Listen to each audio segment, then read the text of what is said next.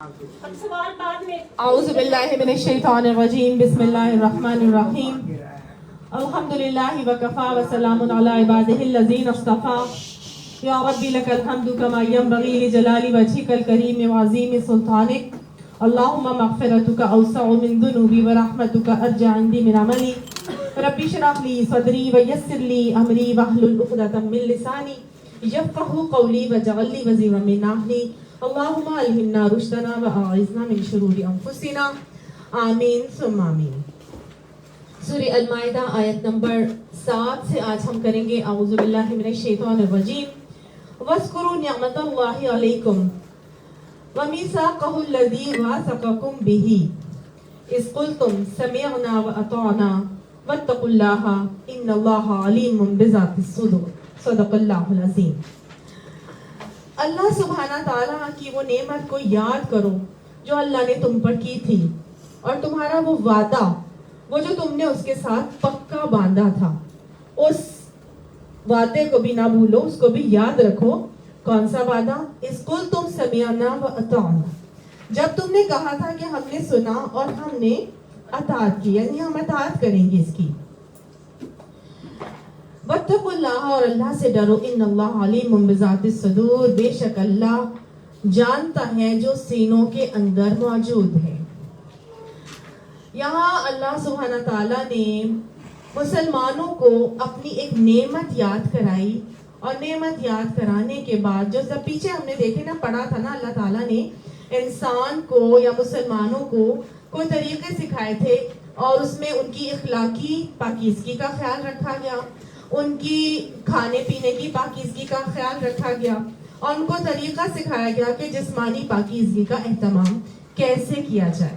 ایسے ہی تھا نا, ہم نے یہاں تک ہی پڑھا تھا. تو اللہ نے کہا یہ سب جو میں کیوں سکھا رہا ہوں, لِطَهِّرَكُمْ وَلِيُتِمَّ نِعْمَتَهُ عَلَيْكُمْ لَعَلَّكُمْ تَشْكُرُونَ, اس لیے اللہ سکھا رہا ہے تاکہ وہ تمہیں پاک کرے اور اپنی نعمت جو اس نے تم پر کی ہے اس کو وہ تمام کرے تاکہ تم لوگ شکر گزار بن جاؤ. اب اللہ سبحانہ تعالیٰ نے یاد کروائی اپنی ایک نعمت جو اللہ نے مسلمانوں کو عطا کی تھی. اور وہ نعمت کیا تھی کہ جب مسلمانوں نے ایک وعدہ اللہ تعالیٰ سے کیا تھا, وہ وعدہ ان کو یاد کرایا جا رہا ہے کہ جو تم نے وعدہ, پکا وعدہ اللہ سے کیا تھا نا, اس وعدے کو مت بھولنا. دیکھیے شروع میں اللہ نے کہا تھا نا کہ اوفوا بالعقود, ہے نا, کہ اپنے وعدوں کو پورا کیا کرو. تو اب اللہ سبحانہ تعالیٰ نے جب اس انسان کی اس کی پاکیزگی کا اہتمام پوری طرح سے کر دیا, تو اللہ تعالیٰ ابھی ایکسپیکٹ کرتے ہیں کہ انسان کیا کرے گا, اپنے وعدوں کو نبھائے گا. تو اب اللہ نے وہ وعدہ یاد کرایا. کون سا وعدہ؟ جو تم نے مجھ سے کیا تھا. اور کون سا وعدہ کیا تھا؟ کہ جب تم نے کہا تھا کہ ہم سمعنا و اطعنا, کہ ہم نے سنا ہے اور ہم اطاعت کریں گے. یہ دراصل یہ وہ وعدہ تھا جو یہاں پر اللہ سبحانہ تعالیٰ نے جو ہمیں بتایا ہے نا. ہسٹری اگر دہرائے نا تو نبی اکرم صلی اللہ علیہ وآلہ وسلم کا شعیب ابی طالب کا معاملہ ہوا, اور اس شعیب ابی طالب میں کیا ہوا تھا, اس کے جیسے بعد وہ لوگ رہا ہوتے ہیں, تو رہا ہونے کے بعد آپ صلی اللہ علیہ وسلم کی دو بہت ہی عزیز اور پیاری ہستیاں جو ہیں وہ آپ صلی اللہ علیہ وسلم کو چھوڑ جاتی ہیں, حضرت خدیجہ اور حضرت ابو طالب. تو اللہ اس کے نبی کیا کرتے ہیں کہ ایک بہت بڑی سپورٹ جو کہ ابو طالب کی شکل میں نبی صلی اللہ علیہ وسلم کے پاس تھی, وہ اللہ کی طرف سے ان سے چھن جاتی ہے. اب مشرکین مکہ کو بہت زیادہ ایک شے مل جاتی ہے کہ اب تو نبی کو ہم نہ تبلیغ نہیں کرنے دیں گے. پہلے ان کی چھاؤں میں ہوتے ہوئے وہ بہت دیدہ دلیری سے نبی صلی اللہ علیہ وسلم تبلیغ کا معاملہ کر رہے تھے, لیکن اب چونکہ وہ رہی نہیں تو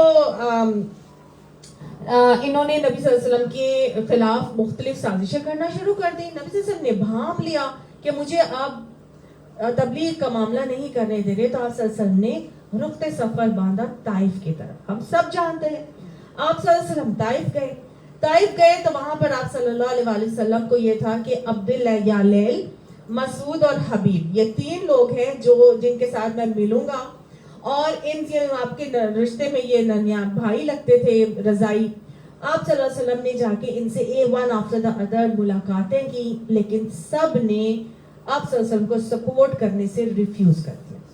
10 दिन आप सल्लल्लाहु अलैहि वसल्लम ताइफ में रहे ना, और फिर उसके बाद आप सल्लल्लाहु अलैहि वसल्लम मुख्तलिफ लोगों के पास बार बार, कभी इसके पास कभी उसके पास, कि मुझे यहाँ रहने दो, ये मेरा रज़ाई कबीला है, शायद कि ये लोग दिल इनके नरम हो जाए और मुझे यहाँ पे तबलीग आसानी से करने दें, किसी भी खतरे के बगैर। तो नबी सल्लल्लाहु अलैहि वसल्लम को जब वहां से स्ट्रेट अवे रिफ्यूज कर दिया गया और लाल झंडी दिखा दी गई, ना सिर्फ लाल झंडी दिखाई गई बल्कि ओबाश लड़कों को उनके पीछे लगा दिया गया, जिन्होंने नबी सल्लल्लाहु अलैहि वसल्लम को इतना मारा कि आप सल्लल्लाहु अलैहि वसल्लम के जिस्म से खून निकल के आप सल्लल्लाहु अलैहि वसल्लम के जूते भर गए। और इतनी तकलीफ नबी सल्लल्लाहु अलैहि वसल्लम को इसकी हुई कि नबी सल्लल्लाहु अलैहि वसल्लम वहां से बाहर निकले, और बाहर जब निकले ना तो उतबा, वलीद बिन उतबा जो था उसके 2 बेटे थे, उतबा और शैबा, ये इनका एक बाग था, आप सल्लल्लाहु अलैहि वसल्लम उस बाग में जाके बैठते हैं। थोड़ी देर के लिए जब वहां पर बैठे तो वहां पर एक गुलाम था जिसका नाम था अदास, ये यहूदी था। इसने नबी कम सल्लल्लाहु अलैहि वसल्लम को उस बाग में से अंगूर उतार के आप सल्लल्लाहु अलैहि वसल्लम को खाने के लिए पेश किए, और आप सल्लल्लाहु अलैहि वसल्लम ने उससे ले लिए और उससे पूछा कि तुम कौन हो, तुम्हारा क्या मजहब है, तुम कहाँ से आए हो। तो उसने बताया कि मैं तो बाबुल से आया हूँ और नैनवा का बाशिंदा हूँ, और मेरा मजहब जो है वो ईसाइयत है। तो आप सल्लल्लाहु अलैहि वसल्लम ने कहा अच्छा तो तुम तो फलां नबी की औलाद में से हो, यानी हजरत यूनुस अलैहिस्सलाम की। तो उसने कहा कि हाँ जी मैं उन्हीं के उसमें से हूँ, वही हमारे नबी, हम उन्हीं को फॉलो करते हैं। तो आप सल्लल्लाहु अलैहि वसल्लम ने जब बताया कि मैं भी अल्लाह का भेजा हुआ नबी हूँ और वो तो मेरे भाई थे, तो उतबा शैबा को जब मालूम हुआ तो उन्होंने पूछा कि ये तुम क्या बात कर रहे थे उनसे। तो उन्होंने बता दिया, अदास ने बताया कि ये तो हमारे नबी के भाई ही हैं और ये सही दीन लेकर आए हैं और ये इनकी बात मान लेनी चाहिए। लेकिन उतबा और शैबा ने मानने से इनकार कर दिया। अब आप सल्लल्लाहु अलैहि वसल्लम कर्ने सालिब पर वहां से पहुंचे, नखला का मकाम है। कर्ने सालिब पर जब आप सब पहुंचते हैं तो हजरत जिब्राइल अलैहिस्सलाम को अल्लाह ताला भेज देते हैं। इंतहाई शदीद तकलीफ की कैफियत में नबी सल्लल्लाहु अलैहि वसल्लम मुब्तला हैं, और अल्लाह ताला की तरफ से जिब्राइल आ जाते हैं और आके कहते हैं कि अल्लाह ने सुन ली जो आपने दुआ की है अल्लाह ताला से, तो अल्लाह ने ये पहाड़ों का एक फरिश्ता भेजा है, अब इससे जो करवाना चाहते हैं करवा लें। नबी सल्लल्लाहु अलैहि वसल्लम से पहाड़ों के फरिश्ते ने अपना इंट्रोडक्शन कराया सलाम करके, और फिर आपको कहा कि आप अगर हुक्म दें तो मैं इन पहाड़ों के दरमियान इनको उलट दूं। तो आप सल्लल्लाहु अलैहि वसल्लम ने मना कर दिया और आपने कहा कि नहीं, बल्कि तुम क्या करो कि हो सकता है कि अल्लाह सुब्हाना ताला इनके अंदर से कुछ ऐसी नस्ल पैदा कर दे। और आपने बल्कि कहा नहीं, बल्कि मुझे उम्मीद है कि अल्लाह अज़्ज़ व जल इनकी पुष्ट से ऐसी नस्ल पैदा करेगा जो सिर्फ एक अल्लाह की इबादत करेगी और इसके साथ किसी चीज को शरीक नहीं ठहराएगी। और अल्लाह के नबी ने जो वो रोक दिया था, तो उनकी नस्ल से भी कौन आए? मोहम्मद बिन कासिम, जिसकी वजह से हम तक इस्लाम जो है वो इस सरजमीन में पहुंचा। अच्छा, उसके बाद क्या हुआ कि आप सल्लल्लाहु अलैहि वसल्लम ने जब मना कर दिया इस गैबी मदद का, तो आपका दिल जो है ना मुतमईन हो गया कि अल्लाह देख रहा है मुझे और अल्लाह की नज़र से मैं ओझल नहीं हूँ। बेशक जितना मर्जी गम और अलम आप सल्लल्लाहु अलैहि वसल्लम के जिंदगी में था, तो अब आप सल्लल्लाहु अलैहि वसल्लम ने क्या किया कि मक्का की जानिब अपना रफ्ते सफर बांधा कि अब मैं वापस मक्का में जाता हूँ। जब मक्का की तरफ जाने लगे तो आपको ये डर था कि लोग मुझे कत्ल कर देंगे, ठीक है। और 10 दिन रहकर आप सल्लल्लाहु अलैहि वसल्लम वापस पलट कर आ रहे थे। तो जब नखला के मकाम पे नबी सल्लल्लाहु अलैहि वसल्लम ने वहां से वापसी पर कयाम किया, ये जो फरिश्ते वाला मामला हुआ था ना, ये वहीं पर खजूर के बाद ही हो गया था। लेकिन जो नखला के मकाम पे नबी सल्लल्लाहु अलैहि वसल्लम जब कयाम किया, वहां पर फिर आप सल्लल्लाहु अलैहि वसल्लम जब कुरान की तिलावत कर रहे थे तो जो जिनों की एक जमात का जिक्र गुजर हुआ और उन्होंने अल्लाह के नबी को तिलावत करते हुए सुना। और हमने सूरह जिन में और सूरह अहकाफ में अल्लाह ने इसका पूरा हमें तज़किरा दिया है और बताया है कि कैसे कैसे इससे पहले नबी सल्लल्लाहु अलैहि वसल्लम को देखें जिन्नों की आमद का भी नहीं पता चला। फिर जब सूरह जिन नाजिल हुई, सूरह अहकाफ में उनका तज़किरा हुआ, फिर नबी सल्लल्लाहु अलैहि वसल्लम को पता चला कोई नबी सल्लल्लाहु अलैहि वसल्लम आलिमुल गैब भी नहीं थे और जिन्नों के आने का भी नबी सल्लल्लाहु अलैहि वसल्लम को पता नहीं चला।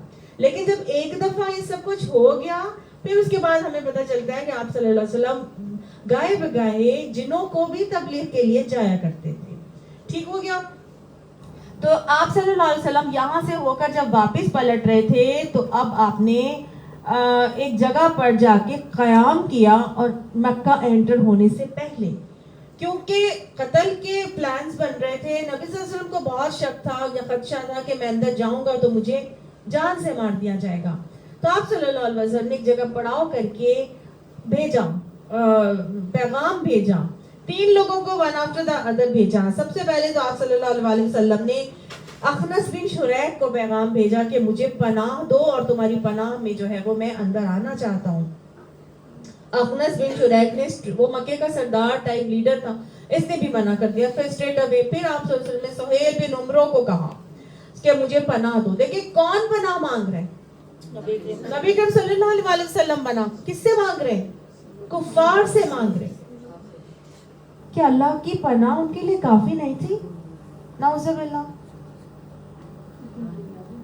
بات یہ ہے، ہاں جی، بات یہ ہے کہ مومن اسباب اختیار ضرور کرتا ہے، توکل وہ اللہ کی ذات پہ کرتا ہے، لیکن جو اسباب اللہ نے زندگی میں دنیا میں دیے ہیں ان کو اختیار کرنا چاہیے، یہ سنت ہے.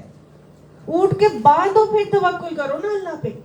تو انہوں نے اپنی طرف سے ایک اونٹ کو باندھا، یعنی کہ کہا، کیونکہ اگر وہ بغیر کسی کی سپورٹ لیے مکہ میں انٹر ہوتے تو کیا خبر آپ صلی اللہ علیہ وسلم کے اوپر حملہ ہو جاتا. اللہ نے بچانا تو تھا ہی، لیکن اس حملے کو پریونٹ کرنے کے لیے کہ خواہ مخواہ ناروا کوئی زیادتی نہ ہو جائے، آپ صلی اللہ علیہ وسلم نے یہ ایک وسیلہ اختیار کیا. اور آپ نے سہیل بن عمرو نے بھی جب منع کر دیا تو پھر آپ نے مطعم بن عدی کو پیغام بھیجا. مطعم بن عدی جبیر بن مطعم کے والد تھے، اور انہوں نے آپ صلی اللہ علیہ وسلم کو پیغام پناہ دینے کے لیے حامی بھر لی. انہوں نے کہا ٹھیک ہے میں نے آپ کو پناہ دی، اور انہوں نے اپنے ہتھیار پہنے، ہتھیار پہن کر اپنے بیٹوں کو، اپنی قوم کے لوگوں کو بلایا اور کہا کہ تم لوگ ہتھیار باندھ کر خانہ کعبہ کے گوشوں پر جمع ہو جاؤ. یعنی اتنا ڈر تھا نبی صلی اللہ علیہ وسلم کو قتل کر دینے کا. خود بھی ہتھیار پہنے، بیٹوں قوم کو بلایا اور کیا کہا، تم لوگ ہتھیار باندھ کر خانہ کعبہ کے چاروں گوشوں پر جمع ہو جاؤ، کیونکہ میں نے محمد صلی اللہ علیہ وسلم کو پناہ دے دی ہے. ابھی یہ اسلام نہیں لے کر آیا ہے. اللہ اپنا کام کیسے لیتا ہے؟ دشمنوں سے بھی لے لیتا ہے.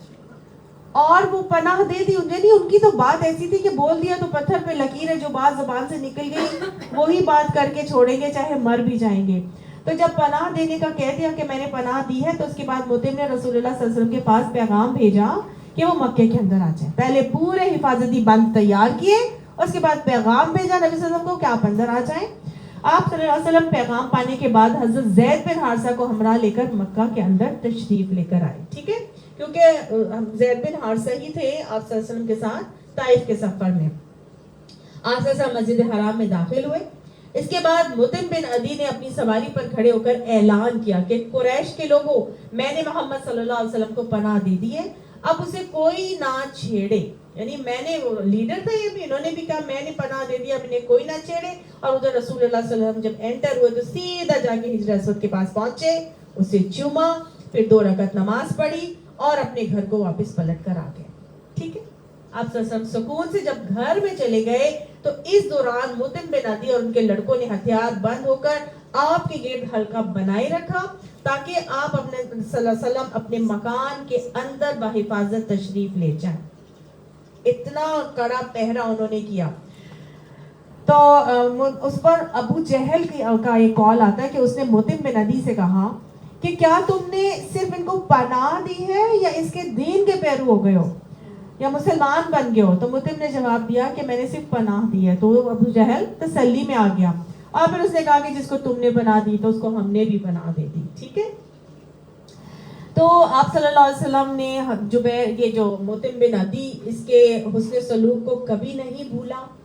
ایون یہ کہ جب جبیر بن مطعم آپ کی خدمت میں حاضر ہوئے تو آپ نے فرمایا تھا کہ اگر مطعم بن عدی زندہ ہوتا اور مجھ سے ان بدبودار لوگوں، کون سے بدبودار لوگ جو بدر میں قیدی بن کر آئے تھے نا، تو یہ بھی بدر میں قید ہوا.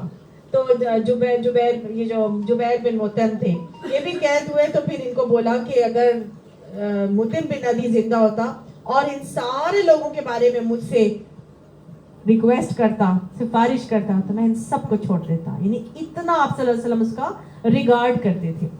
تو یہ تو نبی صلی اللہ علیہ وسلم کے اوپر حالات گزرے اس وقت کے, جو بھی 10 ہجری چل رہا ہے, 10 نبوی کا دور چل رہا ہے, کہ جان کے لالے پڑے ہوئے ہیں.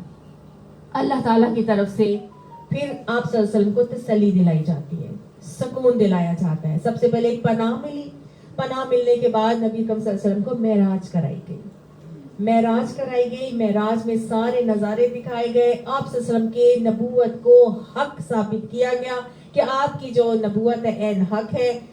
امام الانبیاء بنا کر, یا جو مسجد وہاں پہ بیت المقدس میں جو تمام انبیاء کی امامت کرا کے یہ بات بتا دی گئی کہ آپ حق نبی ہیں. تمام انبیاء جو ہے آپ کی اس کو تسلیم کرتے ہیں اور آپ دین حق لے کر آئے ہیں, اور حضرت عیسیٰ علیہ السلام بھی انشاءاللہ آپ کے فالوور بن جائیں گے. اور کیا ہوگا, آپ کا جو منصب اسلام کا یہودیوں کو عطا کیا گیا تھا, یہ اب چھین کر کس کو دے دیا جائے گا؟ آپ صلی اللہ علیہ وسلم, مسلمانوں کو, یعنی امت محمدی صلی اللہ علیہ وسلم کو عطا کر دیا جائے گا. تو یہ خوشخبریاں ون آفٹر دا ادر جو ہے وہ آپ صلی اللہ علیہ وسلم کو اس واقعے میں سکھائی, بتائی گئی اور سمجھایا گیا. اب نبی صلی اللہ علیہ وسلم کو تسلی آئی, تقویت ملی, اور آپ صلی اللہ علیہ وسلم 4 نبوی سے جو بھی حج کا ٹائم آتا تھا اس میں جا کے حاجیوں کو دین اسلام کی تبلیغ کیا کرتے تھے. جب آپ صلی اللہ علیہ وسلم نے 3 سال خاموش دعوت دین ہوا, اس کے بعد 4تھے سال سے آپ صلی اللہ علیہ وسلم نے اس طرح لوگوں کو جا کے بتانا شروع کر دیا تھا. جب نبی صلی اللہ علیہ وسلم اس کے بعد بتانے کے لیے کمر بستہ ہوئے, تو مشرکین مکہ کو یہ ہوا کہ یہ تو جو ہے نا حج کا موقع آنے والا ہے, اور اس نے جا کے اس پیغام کو بہت علی الاعلام سب کو بتانا ہے. تو ایسا کرتے ہیں, ہم جا کے لوگوں کو منع کر دیتے ہیں کہ یہ شخص آئے گا, اس کی کوئی بات کو نہ سننا, کیونکہ یہ ایک ایسی بات کرتا ہے کہ جس کی وجہ سے بھائی بھائی سے لڑ پڑتا ہے, اولاد والدین سے لڑ پڑتی ہے, قطع رحمی کے معاملات ہو جاتے ہیں, یہ دین میں باغی بن کر آیا ہے, بغاوت سکھاتا ہے, اور مختلف قسم کی ایسی باتیں نبی صلی اللہ علیہ وسلم کو ساحر, جادوگر, کاہن, مجنو, دیوانہ, پتہ نہیں کیا کیا انہوں نے بتا کے سیکولیٹ کر دیا. اللہ اپنا کام کر کے رہتا ہے. اللہ سبحانہ تعالیٰ نے کیا کیا, یعنی کفار کے منہ سے وہ بات نکلوا کے تمام لوگوں تک پہنچا دی. اب سب کو یہ خود بدھ ہو گئی, ہم بھی تو دیکھیں یہ کہتا کیا ہے, ہم بھی تو دیکھیں یہ کہتا کیا ہے. سمجھ آئی؟ تجسس ہو گیا.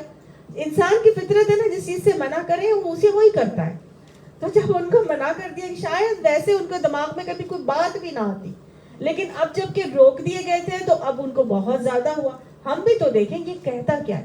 تو انہی میں 6 لوگ ایسے تھے جو یثرب سے آئے تھے.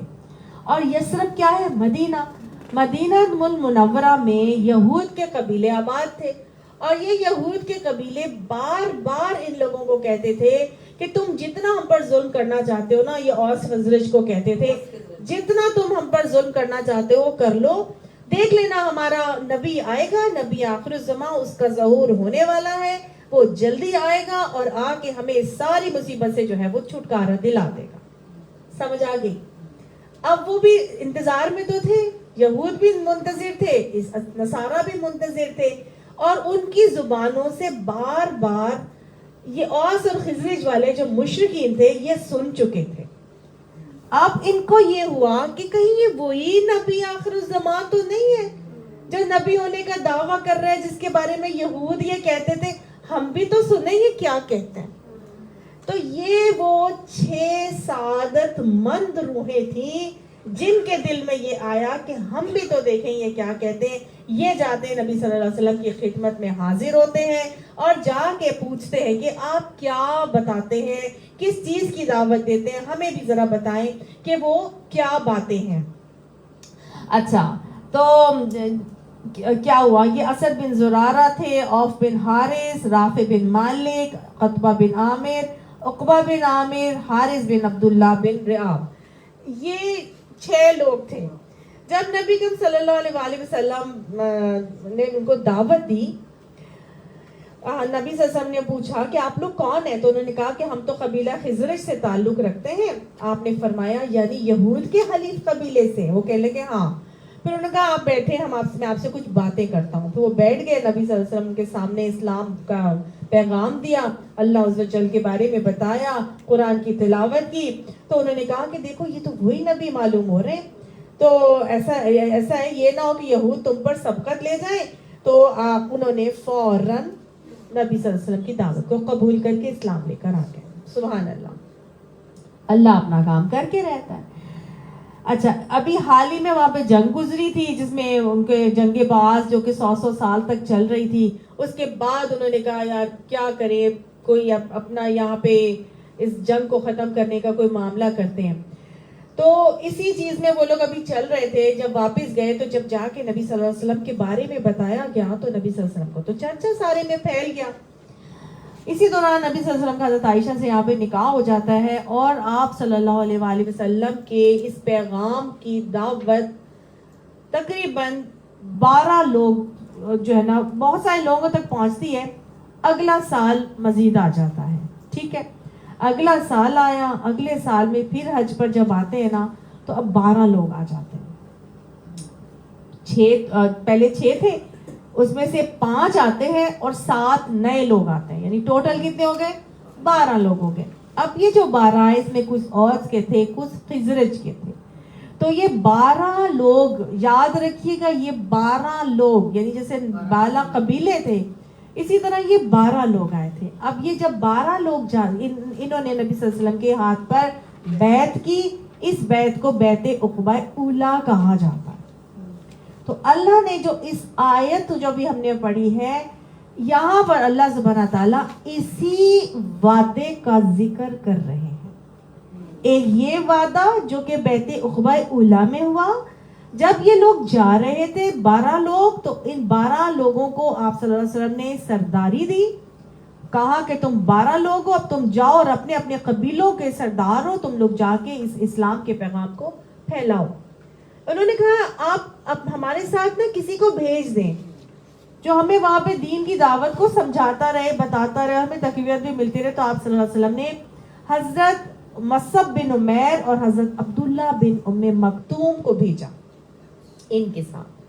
بیعت عقبہ اولیٰ کے بعد جب وہ لوگ دونوں وہاں پہ صحابہ کرام جاتے ہیں، اسد بن زرارہ کے گھر میں رہتے ہیں، وہاں اسید بن حضیر اور مختلف جو سعد بن معاذ بہت سارے لوگ اسلام قبول کر لیتے ہیں. بڑے خوبصورت خوبصورت ان کے واقعات آتے ہیں، آگے انشاءاللہ پڑھیں گے. تو یہ لوگ سب اسلام قبول کرتے ہیں اور 1 سال کے اندر اگلے حج سے پہلے 72 افراد آتے ہیں نبی صلی اللہ علیہ وسلم کے ہاتھ پر بیعت کرنے، اور وہاں پر حج کے موقع پر بیعت عقبہ ثانیہ کی جاتی ہے. پہلے بیعت عقبہ اولیٰ ہوئی جو 12 لوگوں نے کی، پھر بیعت عقبہ ثانیہ ہوئی جو 72 لوگوں نے کی، 2 عورتیں 74 ہو گئے اور ایک بچہ 75. 75 لوگوں نے بیعت کی نبی اکرم صلی اللہ علیہ وآلہ وسلم سے. ٹھیک ہے، تو یہاں پہ اسی بیعت اسی وعدے کا تذکرہ کیا جا رہا ہے کہ سمعنا واطعنا اذ قلتم، جب تم نے کیا کہا تھا کہ ہم نے سنا ہے اور ہم اطاعت کر کے چلیں گے. تو انہوں نے بیعت جو کی نبی اکرم صلی اللہ علیہ وآلہ وسلم نے اس کے حوالے سے ان سے کچھ باتیں جو ہیں وہ پوچھی تھی اور ان سے کہی تھی، جس کے بارے میں انہوں نے نبی صلی اللہ علیہ وسلم کو عہد دیا تھا. ٹھیک ہو گیا. آپ صلی اللہ علیہ وآلہ وسلم نے کیا پوچھا بیعت میں؟ آپ صلی اللہ علیہ وآلہ وسلم نے ان سے جب کہا نا کہ بیعت جب کرتے تھے نبی صلی اللہ علیہ وسلم تو پوچھتے تھے ایک اللہ کی عبادت کرو گے، شرک نہیں کرو گے، اس کے ساتھ چوری نہیں کرو گے، زنا نہیں کرو گے، تہمت نہیں لگاؤ گے، غیبت نہیں کرو گے، لڑکیوں کو زندہ دفن نہیں کرو گے، اور نبی کا حکم مانو گے. ان باتوں پر بیعت عقبہ اولیٰ ہوئی تھی. سمجھ آ گئی؟ یہ عہد تھا. جی ہاں، انہوں نے کہا تھا سمینا واتانا، انہوں نے کہا تھا. اس کے بعد یہ لوگ گئے، اس کے بعد واپس جب آئے انہوں نے بھی اسی بات پر بیعت کی. ٹھیک ہے، جب یہ باتیں نبی صلی اللہ علیہ وسلم نے عہد لے لیا، جیسے 10 کمانڈمنٹس نے اللہ تعالیٰ نے بتایا تھا نا کہ جب اذ اخذنا میثاق بنی اسرائیل لا تعبدون الا اللہ وبالوالدین احسانا، اس میں 10 کمانڈمنٹس پیچھے سورہ بقرہ میں ہم پڑھ کر آئے ہیں کہ 10 باتوں پر اللہ نے ان سے وعدہ لیا تھا. ٹھیک ہے, یہاں پہ کتنی باتیں آ رہی ہیں. ایک, اللہ کی عبادت, شرک نہیں کریں گے. 2, پھر چوری نہیں کریں گے. 3, زنا نہیں کریں گے. 4, تہمت نہیں لگائیں گے. 5, غیبت نہیں کریں گے. 6, لڑکیوں کو زندہ دفن نہیں کریں گے. 7 اور 8 وہ کیا ہے, نبی کی اطاعت کریں گے. ٹھیک ہے, نبی کا جو حکم دیں گے وہ ہم حکم مانیں گے. جب بیعت عقبہ ثانیہ کے لیے آئے تو نبی صلی اللہ علیہ وسلم سے انہوں نے کہا کہ آپ جو حکم دیں گے ہم مانیں گے, چاہے تنگی ہو یا آسانی, ہمیں اچھا لگے یا برا, خواہ دوسروں کو آپ ہم پر ترجیح ہی کیوں نہ دیں, ہم اس پر کوئی آبجیکشن نہیں کریں گے. پھر کہا کہ ہم جو امیر بھی آپ ہمیں بنائیں گے ہم اس پر بھی بحث نہیں کریں گے, حق بات ہی کریں گے, اور کسی ملامت کرنے والے کی ملامت سے نہیں ڈریں گے. یہ بیعت کے بارے میں الفاظ جو ہیں یہ بخاری میں باقاعدہ طور پر آتے ہیں. آپ صلی اللہ علیہ وسلم نے 12 نقیب بھی مقرر کیے تھے. یہ عبادہ بن صامت نے یہ ساری بیعت کے بارے میں بتایا. ٹھیک ہے, آپ صلی اللہ علیہ وسلم نے جب یہ لوگ 75 لوگ تھے تو ان سے پوچھا کہ یہ محترم, ہاں جب انہوں نے کہا نا کہ آپ آ جائیں ہم آپ کو دعوت دیتے ہیں, بیعت عقبہ ثانیہ میں جب 75 لوگ آئے تھے نا تو انہوں نے نبی صلی اللہ علیہ وسلم کو آفر دی کہ اب آپ ایسا کریں یہاں سے ہجرت کر کے ہمارے پاس مدینہ آ جائیں. تو حضرت عباس نے کہا کہ یہ محترم اور معزز ہیں اور ہم ان کے دشمنوں کے مقابلے میں ان کی حفاظت ہم کرتے ہیں اور ہم نے کی بھی ہے. اب یہ آپ کے پاس آنا چاہتے ہیں اور آپ اگر مرتے دم تک نبی صلی اللہ علیہ وسلم کا ساتھ دینے کا وعدہ کریں گے تو بہتر ہے, تو آئیں گے, ورنہ ابھی جواب دے دیں, ورنہ ابھی بتا دیں, یعنی کہ مر جائیں گے لیکن نبی صلی اللہ علیہ وسلم کو تکلیف نہیں آنے دیں گے, آنچ نہیں آنے دیں گے. اگر تو یہ برہم رکھتے ہیں, اگر تو ایسا وعدہ کرتے ہیں, تو انصار نے کہا کہ آپ جو بھی عہد کرنا چاہتے ہیں ہم حاضر ہیں, ہم ہر چیز کرنے کے لیے تیار ہیں. تو پھر آپ صلی اللہ علیہ وسلم نے ان سے عہد لیا علیحدہ سے, اور وہ کیا تھا کہ اس بات کا عہد کرو کہ دین حق کی اشاعت میں میری پوری مدد کرو گے. یہ بہت امپورٹنٹ الفاظ ہیں کیونکہ آگے قرآن میں انہی کے بارے میں انہی الفاظ کے حوالے سے جو ہے وہ آیات آ رہی ہیں. آپ نے فرمایا کہ دین حق کی اشاعت میں میری پوری مدد کرو گے, یعنی نبی کی مدد, اور جب میں تمہارے یہاں آبس ہوں تو میری اپنے اہل و عیال کی طرح, یعنی میرے ساتھیوں کی اور میری اپنے اہل و عیال کی طرح حفاظت اور حمایت کرو گے. تو لوگوں نے پوچھا کہ اس کے عوض ہمیں کیا ملے گا؟ آپ نے فرمایا جنت ملے گی. سبحان اللہ.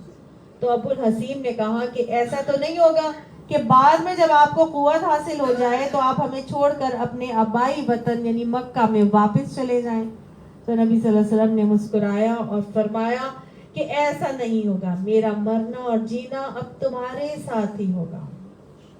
اس کے بعد تمام کے تمام صحابہ کرام نے آپ صلی اللہ علیہ وسلم کا ہاتھ پکڑ کے, ہاتھ اوپر کر کے بیعت کر لی کہ یہ اللہ کہہ رہا ہے کہ یاد کرو اللہ کی وہ نعمت جو تم پر کی تھی, کہ جب تم نے وہ وعدہ کیا تھا, پکا وعدہ کیا تھا, کہ جب تم نے کہا تھا کہ ہم نے سنا اور ہم اطاعت کریں گے, اور اللہ سے ڈرو, ان اللہ علیم بذات الصدور, بے شک اللہ دلوں کے حال جاننے والا ہے. تو اللہ نے کیا کہا کہ وعدے کو نبھانا ہے. تم اب اپنی خوراک کے معاملے میں محتاط ہو جاؤ, نہیں تو وعدہ نہیں نبھا سکو گے. جسمانی پاکیزگی میں محتاط ہو جاؤ, نہیں تو وعدہ وفا نہیں کر سکو گے. اخلاق کو سنوار لو, نہیں تو وعدہ وفا نہیں کر سکو گے. پھر اللہ نے فرمایا یا ایھا الذین آمنوا کونوا قوامین للہ شہداء بالقسط, کہ کیا کرو, اللہ کی خاطر راستے پر قائم رہنے والے اور انصاف کی گواہی دینے والے بن جاؤ. یہ پیچھے بھی ہم پڑھ کر آئے کہ انصاف کے لیے کھڑے ہو جاؤ, اور کھڑے ہو جاؤ یعنی کہ علم بردار بن جاؤ. وَلَا يَجْرِمَنَّكُمْ شَنَآنُ قَوْمٍ عَلَىٰ أَلَّا تَعْدِلُوا, اور کسی قوم کی دشمنی تمہیں اتنا مشتعل نہ کر دے کہ تم عدل سے پھر جاؤ. یعنی اگر کوئی قوم تمہیں جتنا مرضی بری لگ رہی ہے, تمہارے ساتھ جتنا مرضی زیادتی کر رہی ہے, تمہارا رویہ ایسا نہیں ہونا چاہیے کہ تم عدل سے پھر جاؤ. اپنے وعدوں کو نبھا کے چلو, انصاف کے علمبردار ہو جاؤ. اعدلوا, عدل کیا کرو. ہوا اقرب للتقوی, یہی تقوی سے زیادہ قریب ہے. یعنی گویا اللہ نے مسلمانوں کی اخلاقی تربیت کی پوری طرح سے کہ عدل کے دامن کو ہاتھ سے مت چھوڑنا, اللہ کا تقوی کر کے چلنا. واتقوا اللہ ان اللہ خبیر بما تعملون, بے شک اللہ ہر عمل جو تم کرتے ہو اس کو جاننے والا. سمجھ آئی؟ تو گویا یاد کروائے گئے کچھ وعدے معاہدے جو انہوں نے کیے تھے. چاہے دشمن جتنا مرضی تمہارے ساتھ ناروا زیادتیاں کر جائے, تم عدل کا دامن ہاتھ سے نہیں چھوڑو گے, تم انصاف کی روش کو برقرار رکھو گے, تم دشمنی میں اتنے مشتعل نہیں ہو جاؤ گے کہ انصاف کا دامن چھوڑ دو. ٹھیک ہو گیا؟ یعنی وعدہ جہاں وفا کرنا ہے وہاں عدل سے ساتھ بھی معاملات کو قائم رکھنا ہے. ٹھیک ہے؟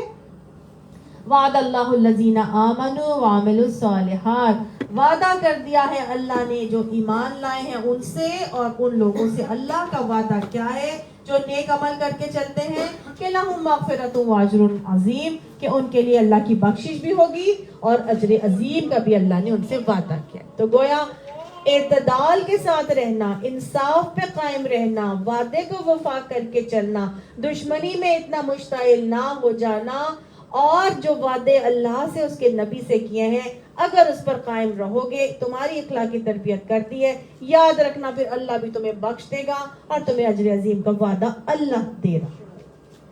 سمجھ آ گئی؟ یہ چھوٹے سے باتیں تھی یا چھوٹی سے وعدے کے پورے کرنے والا معاملہ کیسے ہوگا اور اللہ نے اس پر کیا ریوارڈ دیا ہے وہ بھی اللہ نے یہاں پہ بتا دیا.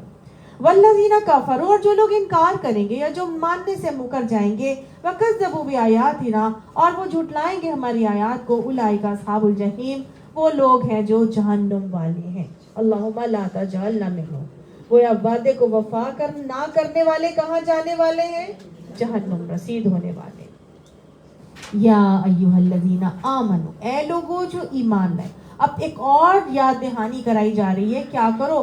اذکروا نعمت اللہ علیکم, اللہ کی اس نعمت کو بھی یاد کرو جو اللہ نے تم پر کی تھی. کون سی؟ اذ ہم, جبکہ ارادہ کیا تھا, قوم, ایک قوم نے, کہ جب ایک قوم نے ارادہ کیا, ان یبسطوا الیکم ایدیہم, کہ وہ تمہاری طرف اپنے ہاتھ دراز کریں گے, یعنی تم پر حملہ آور ہوں گے. تم پر حملہ آور ہونے کے لیے ایک قوم نے ارادہ کیا تھا. دیکھو اللہ کی اس نعمت کو یاد کرو کہ جب اللہ نے کیا کیا, لوگ پلان کر رہے تھے کہ تم پر ہاتھ دراز کریں گے, تم پر حملہ کریں گے. فکف ایدیہم عنکم, تو اللہ نے ان کے ہاتھ تم پر اٹھنے سے روک دیے. کون سا معاملہ تھا یہ؟ یہ ہوا یہ کہ یہود کے قبیلے بنو نذیر نے آپ صلی اللہ علیہ وآلہ وسلم کو نعوذ باللہ قتل کرنے کی سازش کی. سمجھ آئی؟ بنو قینقاع والوں نے ایک گڑبڑ کی جنگ بدر کے بعد, اور انہوں نے یہ کہا کہ مطلب ایک گڑبڑ میں آپ صلی اللہ علیہ وسلم سے وعدہ خلافی کی, مسلمانوں کا ایک مسلمان قتل ہو گیا. ایک سر بازار ایک عورت, مسلمان عورت کو برہنہ کر دیا تھا یہودیوں نے. تو مسلمان آگے بڑھ کے لڑا تو لڑا میں ہاتھا پائی ہوئی, اور اس کے بعد وہ ایک قتل ہو گیا. تو آپ صلی اللہ علیہ وآلہ وسلم نے یہود کو باؤنڈ کیا تھا کہ وہ مسلمانوں کا ساتھ دیں گے. جب انہوں نے وعدہ خلافی کی تو نبی صلی اللہ علیہ وسلم نے کہا ٹھیک ہے, پھر تم اس قابل ہی نہیں ہو کہ تم مکہ مدینہ میں رہو, نکل جاؤ مدینہ سے باہر. بنو قینقاع والوں کو نبی صلی اللہ علیہ وسلم نے مدینہ سے باہر نکال دیا. اب بنو نذیر والوں کو جب احد میں جیت گئے تو بنو نذیر والوں کو مصیبت پڑ گئی, اور انہوں نے کہا یہ کہ ہمارے ایک قبیلے کو تو انہوں نے باہر آلریڈی نکال دیا ہے, اور اب احد میں بھی یہ اتنے جو ہے وہ ایک طرح سے جیت کر ہی آ گئے ہیں اور مسلمان کو ہرا دیا ہے. تو انہوں نے کہا کہ ان کو تو زندہ رہنے کا حق ہی نہیں, ان کو کسی طرح نہ اس محمد صلی اللہ علیہ وسلم کو نعوذ باللہ قتل کر دیا جائے.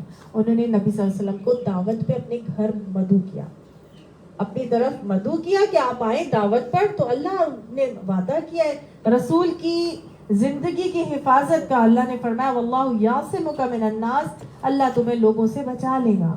تو اللہ تعالیٰ نے کیا کیا, نبی صلی اللہ علیہ وسلم کو وحی نازل کر کے بتا دیا کہ آپ کو یہ ایسا ایسا انہوں نے پلان کیا. پلان یہ تھا کہ جیسے نبی صلی اللہ علیہ وسلم وہاں پر پہنچیں گے ऊपर से छत से चक्की का पार्ट गिरा के नबी सल्लल्लाहु अलैहि वसल्लम को नाउजुबिल्लाह खत्म कर दिया जाता। नबी सल्लल्लाहु अलैहि वसल्लम तो वहां पे पहुंचे नहीं, एक सहाबी थे वो वहां से गुजर रहे थे, यहूद ने समझा शायद नबी सल्लल्लाहु अलैहि वसल्लम पहुंच गए, उन्होंने उसी तरह से पत्थर गिरा के चक्की का पार्ट गिरा के उस सहाबी को कत्ल यानी शहीद कर दिया। तो ये हाँ अल्लाह ताला ने अपने उस नेमत का तज़किरा किया कि देखो कैसे उनके हाथ तुम्हारी तरफ उठने से अल्लाह ने रोके, तो ये भी अल्लाह की एक नेमत थी। वत्तकुल्लाह, लिहाजा अल्लाह से डरो, वह अल्लाह ही यतवक्कलिल मुमिनून, और ऊपर अल्लाह के बस चाहिए कि तवक्कुल करे ईमान लाने वाले। अल्लाह हमें मुतवक्किलीन में शामिल फरमा दे। जब अल्लाह के लिए कोई निकल आता है, जब अल्लाह के लिए कोई जुट जाता है, अड़ जाता है, डट जाता है, फिर अल्लाह सुब्हानहू व तआला खुद उनकी हिफाजत फरमाता है। पूरे तवक्कुल से काम करना चाहिए, दीन हक पर जमे रहना चाहिए, हक काम के लिए डट जाना चाहिए, अल्लाह की मदद जरूर आती है। उसूल मुझे और आपको यहाँ पर मिल रहा है।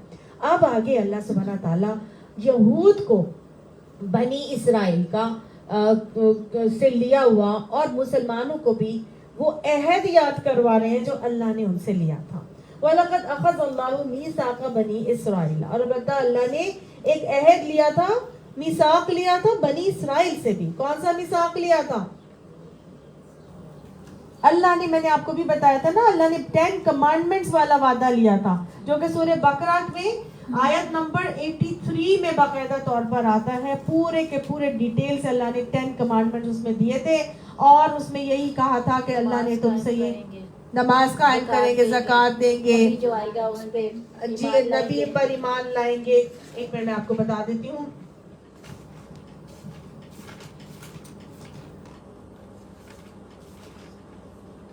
हाँ जी, उसमें उन्होंने अल्लाह ताला फरमाते हैं कि वइज़ अख़ज़ना मीसाक़ बनी इसराइल ला ताबुदूना इल्लल्लाह, कि अल्लाह ने बनी इसराइल से मीसाक वादा क्या लिया था कि वो अल्लाह के अलावा किसी की इबादत नहीं करेंगे। वबिल वालिदैन एहसाना, और वालिदैन के साथ एहसान करेंगे, वज़िल क़ुरबा, और क़राबतदारों के साथ एहसान करेंगे, वल यतामा वल मसाकिन, इनसे भी एहसान करेंगे, वक़ूलू लिन्नासि हुसना, तमाम इंसानियत के साथ अच्छी तरह से बात करेंगे, अक़ीमुस्सलाता व आतुज़्ज़काता, वो नमाज को कायम करेंगे, ज़कात को देंगे। और फिर इसके अलावा था वइज़ अख़ज़ना मीसाक़कुम, अल्लाह तुमसे ये भी मिसाक लिया था, ला तस्फ़िकूना दिमाअकुम, कि तुम लोगों के खून नहीं बहाओगे, वला तुख़रिजूना अनफुसकुम मिन दियारिकुम, और ना ही तुम उनको उनके घरों से बाहर निकालोगे, है ना। तो ये अल्लाह ने उनसे एक वादा जिसका तज़किरा यहाँ पर किया। इसके बाद अल्लाह ताला ने उनको ताकीद की, और उनको क्या कहा? ताकीद ये थी कि अल्लाह सुब्हानहू तआला फरमाते हैं कि वइज़ अख़ज़ना मीसाक़कुम व रफ़अना फ़ौक़कुमुत तूर, के अल्लाह ने तूर को उनके ऊपर मुअल्लक़ करके अहद लिया था कि ख़ुज़ू मा आतैनाकुम बिक़ुव्वतिन वस्मऊ, कि तुम ये जो अल्लाह तुम्हें ये आयात दे रहा है इनको मजबूती के साथ थाम के रहो, और क्या करो? गौर से सुना करो। जो पैगामात अल्लाह की तरफ से तुम्हें दिए जा रहे हैं उनको गौर से सुनो। लेकिन क्या हुआ? क्या उन्होंने माना था? नहीं। अल्लाह ने फिर एक और उनको कहा था कि या बनी इसराइल उज़कुरू निअमती अनअमतु अलैकुम, याद ए बनी इसराइल याद करो वो नेमत जो तुम्हें मैंने दी थी। कौन सी? औफू बिअहदी उफ़ी बिअहदिकुम, मैंने तुम्हें दी कि तुम्हें मैंने फजीलत दी जहान वालों के ऊपर, तुम मेरे वादे को पूरे करो, मैं तुम्हारे साथ किए हुए वादों को पूरा करूंगा। ठीक है ना।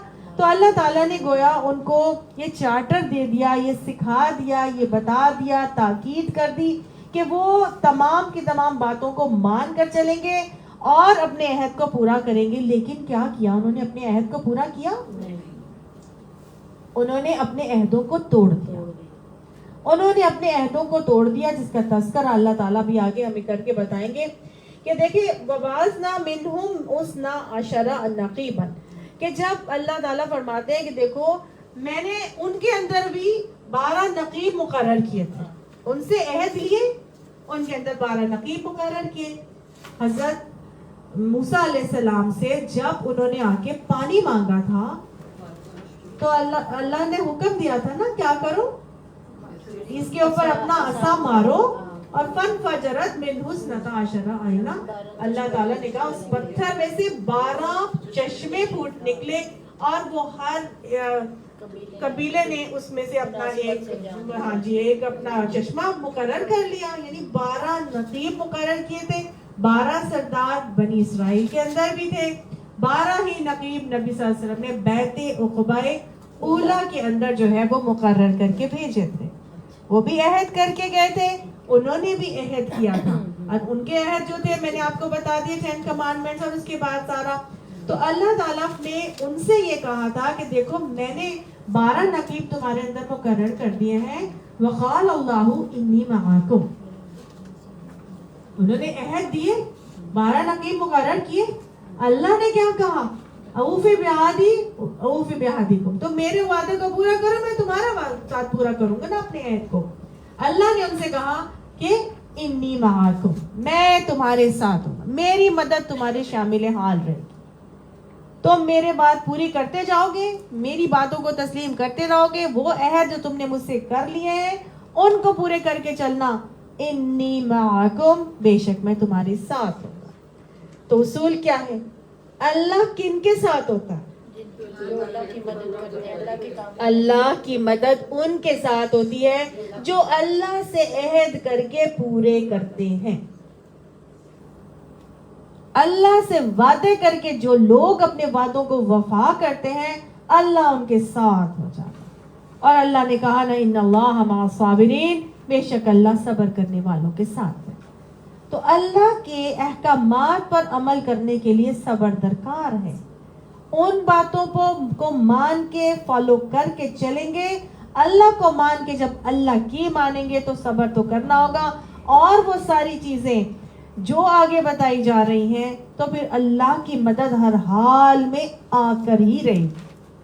اللہ نے اپنے ساتھ کو مشروط کیا کچھ باتوں کے اوپر. وعدہ کیا ہے تم نے میرے سے, میری مدد تمہارے ساتھ ہوگی. نقیب میں نے سردار تمہارے اندر بنا دیے ہیں. لئن اقمتم الصلاۃ, پہلا کام کیا کرو گے؟ نماز کو قائم کرو گے. یہ نہیں کہا کہ پڑھو گے, خود بھی پڑھنی ہے لوگوں کو بھی پڑھانی. پہلا کام 5 نکاتی ایجنڈے کے اندر اللہ نے سمجھا دیا. چاہتے ہو کہ میری مدد تمہارے شامل حال رہے تو لئن اقمتم الصلاۃ, اگر تم نماز کو قائم کرو گے, وآتیتم الزکاۃ, اور تم زکوٰۃ ادا کرو گے. دوسرا کام کیا کرنا ہے؟ زکوٰۃ کی ادائیگی. اللہ کی مدد اگر چاہیے تو نماز کو قائم کریں, زکوٰۃ کو ادا کریں. وآمنتم برسلی, اور میرے رسولوں پر ایمان لاؤ. اور صرف ایمان ہی لاؤ گے کہ ہاں جی ہم مانتے ہیں حضرت عیسیٰ کو بھی, موسیٰ کو بھی, ہارون کو بھی, محمد صلی اللہ علیہ وسلم کو بھی. وَعَزَّرْتُمُوهُمْ, صرف مانو گے نہیں ان کی مدد بھی کرو گے. جیسے کہ ابھی میں نے آپ کو پوری بیعت عقبہ ثانیہ کے اندر کی پوری باتیں بتائی نا کہ انہوں نے کہا تھا کہ ہم مر جائیں گے اور ہم تب تک آپ کی حفاظت کریں گے, اپنے پورے اہل و عیال سے بڑھ کر نبی صلی اللہ علیہ وسلم کی حفاظت کریں گے. یہ ہے عزرتموہم کہ میں نبی صلی اللہ علیہ وسلم کو جو نبی تمہارے اندر آئے اس کی مدد کرو, اس کی تائید کرو, اور جو وہ پیغام لے کے آئے اس پیغام کو آگے پہنچانے میں معاملات کرو. اور اگلا کام جو چوتھا بتایا جا رہا ہے, 5واں بتایا جا رہا ہے, وہ کیا ہے؟ وَأَقْرَضْتُمُ اللَّهَ قَرْضًا حَسَنًا, اور اللہ کو اچھا قرض دیتے رہو, جان اور مال سے جنت کے سودے کرتے جاؤ. فرض سے بڑھ کر صدقات کی ادائیگی کرو, چاہے تم جسمانی صدقے دیتے ہو, مالی صدقے دیتے ہو, جیسے بھی دینا چاہتے ہو, اللہ کو قرض حسنہ دیتے جاؤ. مالوں سے بھی اپنے جنت کے سودے کرو اور جانوں سے بھی, یعنی کہ صدقات کی ادائیگی کرو گے تو پھر اللہ کیا کرے گا؟ لَأُكَفِّرَنَّ عَنْكُمْ سَيِّئَاتِكُمْ, البتہ میں ضرور دور کر دوں گا تم سے تمہاری برائیاں. وَلَأُدْخِلَنَّكُمْ جَنَّاتٍ تَجْرِي مِن تَحْتِهَا الْأَنْهَارُ, اور ضرور البتہ داخل کروں گا تم کو ان باغات میں جن کے نیچے نہریں جا رہی ہوں گی. فَمَنْ كَفَرَ بَعْدَ ذَلِكَ مِنْكُمْ, بس جس نے تم میں سے اس کے بعد کفر کیا, فَقَدْ ضَلَّ سَوَاءَ السَّبِيلِ, बस यकीनन उसने तो सवा सबील ही, सीधा रास्ता ही गुम कर दिया। तो 5 नुकाती नुस्खा अल्लाह ने यहाँ पर दे दिया और बता दिया कि अगर हम चाहते हैं कि हमारे साथ अल्लाह की मदद शामिल हाल हो जाए तो हमें क्या करना है? नमाजों को कायम करना है, ज़कात को अदा करना है, अल्लाह के रसूलों पर ईमान लाके रसूलों की मदद करनी है, यानी इस दीन को फैलाने का काम करना है। नबी का काम क्या था? अल्लाह की तालीमात को फैलाना था, अमर बिल मारूफ व नही अनिल मुनकिर करना था, बशीरा व नजीरा व सिराजम मुनीरा ही तो बनकर आए थे नबी सल्लल्लाहु अलैहि वसल्लम। तो अल्लाह के दीन की दावत को फैलाना है और अपने मालों और जानों से जन्नत के सौदे करके कर्ज हसना अल्लाह को देना है। जो ये कौम, जो ये अफराद, जो ये घराने, जो ये माशरे ये 5 नुकाती काम कर लेते हैं, अल्लाह सुब्हाना ताला कहते हैं लउकफ्फिरन्ना अन्कुम सय्यिआतिकुम, उनसे सारी बुराइयां मैं दूर कर देता हूँ। आज कितनी बुराइयां हैं मेरे अपने अंदर, मेरे घराने के अंदर, मेरे माशरे के अंदर, मेरे मुल्क कौम के मिल्लत के अंदर। अगर हम चाहते हैं कि हमसे ये बुराइयां दूर कर दी जाएं तो नुस्खा मेरे और आपके सामने मौजूद है। अल्लाह ने हल बता दिया, हर बुराई को दूर करने का हल बता दिया, हर मसले का हल अल्लाह ने बता दिया। जो कौम चाहती है कि उससे उसकी बुराइयां दूर हो जाएं, जो अफराद चाहते हैं कि उनसे उनकी बुराइयां दूर हो जाएं, जो घराने चाहते हैं उनसे उनकी बुराइयां दूर हो जाएं, तो खुद से खुद तो कभी नहीं होगा। अल्लाह ने कभी उस मुल्क की हालत नहीं बदली, उस कौम की हालत नहीं बदली, ना हो ख्याल खुद उसको अपनी हालत के बदलने का। अगर हम चाहते हैं कि हमारे हालात दुरुस्त हो जाएं, हमारी बुराइयां हमसे दूर हो जाएं, तो हमें क्या करना है? इन 5 नुकाती नुस्खे पर अमल दरामद करना है। अल्लाह इसकी हमें तौफीक अता फरमा दे। तो गोया अल्लाह ने अपनी मायत को मशरूत कर दिया इन 5 कामों पर। चाहते हो कि अल्लाह की मदद मिले, चाहते हो कि अल्लाह की बरकतें और रहमतें शामिल हाल हो जाएं, चाहते हो कि तुम्हारी बुराइयां तुमसे दूर हो जाएं, चाहते हो कि तुम जन्नत में दाखिल हो जाओ, तो फिर ये 5 आमाल हैं, इनको करना शुरू हो जाओ। और जो नहीं करेगा, इन सारी बातों के बाद आने के बावजूद इनकार के रवैये पे चलोगे, तो फकत ज़ल्ला सवाअ सबील, उसने तो सवाअ सबील ही गुम कर दी। वो तो गुम कर दिया उसने सीधा रास्ता। रास्ता मिला था, सवाअ सबील क्या है? वही है ना कि यहाँ से स्ट्रेट आगे तक जाती है, जन्नत में पहुंच जाते हैं। ये 5 नुकाती नुस्खा पकड़ लो, सीधे जन्नत में पहुंच जाओगे। तुम तो कभी इधर को पकड़ते हो, कभी उधर को पकड़ते हो, कभी सीधा हाथ और कभी उल्टा हाथ, और कभी ये फकीर पीर और कभी वो फकीर, और कभी ये दरबार और कभी ये मशाइख, और ये कभी ये शेख और कभी वो फलाना, कभी शौहर और कभी बेटा और कभी दोस्त और कभी माशरा और कभी रसूम व रवाज। अब सबको पकड़ के चलोगे तो सवाअ सबील सीधा रास्ता तो तुम गुम कर दोगे। इधर उधर उधर उधर से तो बड़ी मुश्किल से पहुंचोगे। सीधा रास्ता क्या था? तो सीधा नाक की सीध में जन्नत तक पहुंचेगा। कितना आसान था जन्नत में पहुंचना। हमने तो कहा कभी राइट टर्न ले लें, कभी लेफ्ट टर्न ले लें, कभी वहां से फिर राइट ले लें, फिर लेफ्ट ले लें, फिर राइट ले लें, फिर कभी उधर पकड़ के इधर आते, कभी इधर से पकड़ के उधर जाते। लुढ़कती हुई बॉल की तरह हमारी जिंदगी गुजर रही होती है। इंसान मोमिन का फोकस क्या है? अल्लाह की रजा, जन्नत का हसूल और सीधा रास्ता। 5 नुकाती तरीका अल्लाह ने यहाँ पे मुझे और आपको बताया। अल्लाह हम सबको इसको थामने की, इस पर कायम रहने की, इसकी इस्तकामत की तौफीक नसीब फरमाए और इस पर अमल करना हमारे लिए आसान बना दे। फबिमा नक़ज़िहिम मीसाक़हुम, अब यहूद ने क्या किया था? क्या मान लिया था? क्या यहूद ने अल्लाह से वादे करके मान लिए थे? हमने तो पहले भी पढ़ा था ना कि उन्होंने वादा खिलाफी कर दी थी। तो वही वादे खिलाफी का यहाँ तस्करा करके अल्लाह ताला बता रहे हैं कि जब उन्होंने अपने वादों को जो अल्लाह से किए थे उन वादों को तोड़ दिया। अल्लाह से वादे करके जो तोड़ता है वो फासिक होता है, पता है ना सबको।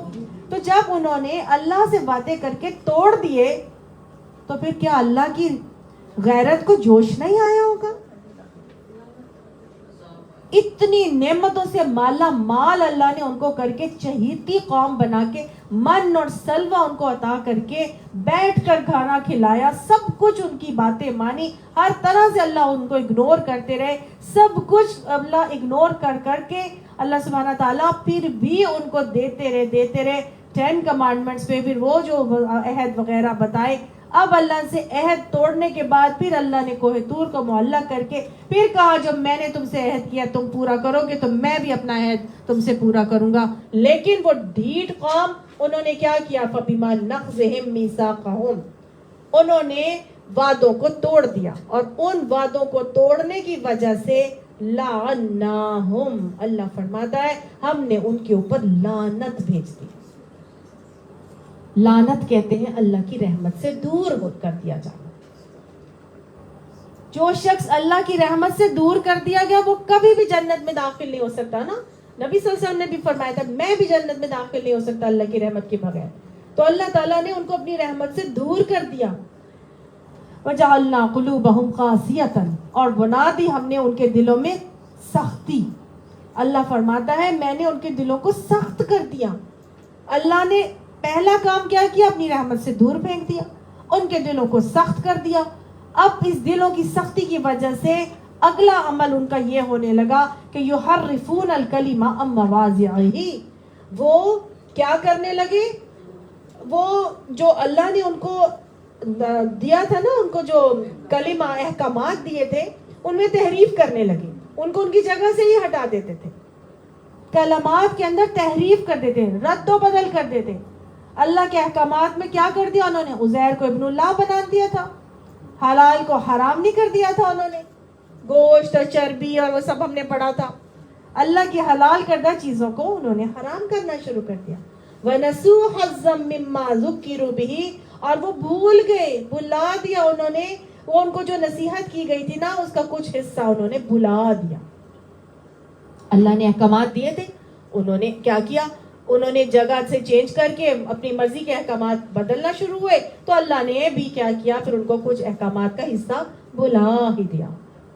اور اگلا کام کیا کیا؟ وَلَا تَزَالُوا, اور ہمیشہ رہیں گے کہ تَطَّلِعُ عَلَىٰ خَائِنَةٍ مِّنْهُمْ, کہ تم مطلع رہو گے ان کی خیانت کے اندر. یعنی ان میں سے کچھ لوگ اس حال میں پہنچ چکے ہیں کہ آئے دن تمہیں ان کی خیانت کا پتہ چلتا رہتا ہے. ان کے اندر خیانت پیدا کر دی اللہ تعالیٰ نے, خیانت رائج ہو گئی. الا قلیلا منہم, سوائے چند ہی ان میں سے جو تھے نا وہ بچے تھے. تو 5 کام اللہ نے یہاں پہ بتائے جو اللہ سے وعدے کر کے توڑ دیتا ہے, اللہ پھر اپنی لعنت کا حقدار بنا دیتا ہے. اللہ اس کے دلوں کو سخت کر دیتا ہے. اللہ کے احکامات میں وہ رد و بدل کرنا شروع ہو جاتے ہیں, اور جو اللہ کے احکامات آئے ہوتے ہیں ان تک پہنچے ہوتے ہیں وہ ان کو بھول جاتے ہیں, بلا دیتے ہیں, اور ان کے اندر خیانت کے آثار نظر آنا شروع ہو جاتے ہیں. یہ معاملہ تو اللہ نے ان کے ساتھ کیا, اور اپنی سنت اللہ نے مجھے اور آپ کو بتا دی کہ اگر ہم بھی اللہ سے وعدے کر کے توڑیں گے تو اللہ ہمارے ساتھ بھی یہی 5 کام کرے گا. اگر ہم اللہ سے وعدے کر کے توڑیں گے تو اللہ یہی 5 چیزوں میں ہمیں بھی مبتلا کرے گا. انفرادی طور پر توڑیں, اجتماعی طور پر توڑیں, گھرانوں کی سطح پر توڑیں, ملک و ملت کی قوم کی سطح پر توڑیں, یا کسی بھی سطح پر ہم اللہ سے کر کے وعدے اگر توڑیں گے تو اللہ انفرادی سطح پر بھی اور قومی سطح پر بھی ہمیں ان عذابوں میں مبتلا کر دے گا. یاد کر لیجئے اور دہرا لیجئے, ہم اللہ سے کب کب وعدے کرتے ہیں. پہلا وعدہ جو ہم اللہ سے کرتے ہیں وہ کون سا کرتے ہیں؟ لا الہ الا اللہ, کہ اللہ کے علاوہ کوئی اور معبود نہیں. ایسا ہی ہے. اور ہم اس کے ثبوت میں کہتے ہیں کہ ان صلاتی و نسکی و محیای و مماتی للہ رب العالمین, اللہ کے علاوہ میں کسی کی بندگی نہیں کروں گی. میری نمازیں, میری تمام مراسم عبودیت, میرا قربانیاں, جینا مرنا کس کے لیے ہوگا؟ اللہ رب العالمین کے. اس کے بعد ہم اللہ تعالیٰ سے وعدہ دوسرا کرتے ہیں, بیٹھ کے تشہد میں انگلی کھڑی کر کے کرتے ہیں کہ اشہد ان لا الہ الا اللہ و اشہد ان محمدا عبدہ و رسولہ, کہ میرا ہر عمل اس بات کی گواہی دے گا میرا اٹھنا بیٹھنا سونا جاگنا کھانا پینا معاملات اخلاقیات میرے تمام خوشی غمی میرا سوگ میت تہوار ہر چیز کیسے ہوگی اللہ کے رسول کی اطاعت پر ہوگی. میرے وہ گواہی دینے والا عمل ہوگا کہ میں یہ گواہی دیتی ہوں کہ محمد صلی اللہ علیہ وسلم اللہ کے رسول ہیں. پھر ہم اللہ سے وعدہ کرتے ہیں نماز کی حالت میں کہ ایاک نعبد، بندگی کس کی ہوگی؟ صرف اللہ کی، صرف تیری بندگی کروں گی، کسی غیر اللہ کے لیے میں کچھ نہیں کروں گی. وَإِيَّاكَ نَسْتَعِينُ، اگلا وعدہ ہے مدد بھی مانگوں گی تو کس سے؟ اللہ سے. پیروں درباروں کے مزاروں پر نہیں جاؤں گی. کس سے تب مدد مانگوں گی؟ اللہ سے. ابھی ہم نے پڑھا نبی صلی اللہ علیہ وسلم نے مدد کے لیے کس کو بولا تھا؟ اخنس بن شریک کو بولا، پھر مطعم بن عدی سے کہا. یہ کیا تھا؟ یہ سبب اختیار کیا تھا، وسیلہ ایک ایسا اختیار کیا تھا کہ اگر یہ نہ اختیار کرتے تو کیا ہوتا؟ ان کی جان پہ بن سکتی تھی. لیکن توکل کس کی ذات پر تھا؟ اللہ کی ذات پر. سمجھ آ گئی؟ تو اس کا مطلب یہ نہیں ہے کہ اب ہم غیر اللہ سے مدد کے لیے بولنا شروع ہو جائیں. ہر وہ مدد کے لیے پکارا جا سکتا ہے جو اس کی دسترس میں ہے. مثال کے طور پر میں آپ سے کہتی ہوں پانی مجھے پلا دیں، آپ لا کے پلا سکتی ہیں نا مجھے. لیکن اگر آپ کو میں کہوں بارش برسا دیں تو آپ بارش نہیں برسا سکتے. میں کہوں مجھے اولاد دے دیں تو آپ اولاد نہیں دے سکتے. سمجھ آ گئی؟ تو دنیاوی اسباب اختیار کیے جائیں ان اعمال کے اندر جو اس کی دسترس میں موجود ہے وہ کر سکتا ہے تو وہ کرنا جائز بھی ہے اور نبی صلی اللہ علیہ وسلم کا عمل بھی ہمیں نظر آتا ہے. لیکن اگر ایسے اعمال کے لیے کسی کی مدد لینا جو اس کے قبضے قدرت میں نہیں ہے اور ہم اس سے کہہ دیں تو وہ کیا ہے؟ ایاک نستعین سے ٹوٹل اگینسٹ بات ہے. ٹھیک ہے؟ تو یہ ہم اللہ تعالیٰ سے ایک اور وعدہ کرتے ہیں. اور جب اللہ سبحانہ تعالیٰ سے یاد کیجئے گا، یہ وعدے ہم وہ وعدے ہیں جو ہم بحیثیت مسلمان کرتے ہیں اور انفرادی طور پر ہر شخص کر رہا ہوتا ہے. لیکن ایک قومی سطح پر بھی ہم نے اللہ تعالیٰ سے کوئی وعدہ کیا تھا. قومی سطح پہ ہم نے کوئی وعدہ کیا تھا. بر صغیر کے مسلمانوں نے اللہ سے، اللہ کو حاضر ناظر جان کر ایک وعدہ کیا تھا کہ پاکستان کا مطلب کیا؟ لا الہ الا اللہ. اللہ تو ہمیں ایک خطہ سرزمین عطا فرما دے تو ہم اس پر تیری حاکمیت کو نافذ کریں گے، تیرے قانون کو قائم کریں گے، تیرے نظام کو اپنا آئین اپنا منشور بنائیں گے. ہم نے اللہ سے عہد کر کے ہم نے یہ ملک کے لیے جدوجہد اور سٹرگل سٹارٹ کی تھی. اللہ نے تو اپنا وعدہ نبھا دیا. ہمیں بالکل ود ان ڈیکیڈز اللہ سبحانہ تعالیٰ نے چند صدیوں سالوں کے اندر ہمیں ہماری یہ سرزمین پکڑا دی. آج 70 سال سے زیادہ ٹائم گزر چکا ہے. کیا ہم نے اپنی اس اسلامی سرزمین کے اوپر اللہ سے اس کیے ہوئے وعدے کے مطابق اللہ کے نظام کو قائم کیا ہے؟ اللہ کا آئین، اللہ کا منشور کیا ہمارے ملک میں نافذ ہے؟ اگر نہیں ہے تو اپنی اپنی خیر منا لیں. سزا مل نہیں رہی ہم کو بحیثیت قوم. اللہ کی لعنت کے ہم حقدار نظر نہیں آتے آپ کو؟ پاکستانی قوم پوری دنیا کے اندر سب سے زیادہ ذلیل قوم ہے. بلکہ کل مجھے پتا چل رہا تھا ایون دبئی والوں نے پاکستانیز کو ویزا دینا بند کر دیا. ہر جگہ سے ہم ذلیل ہو کے نکالے جا رہے ہیں. کیا بنے گا ہمارا؟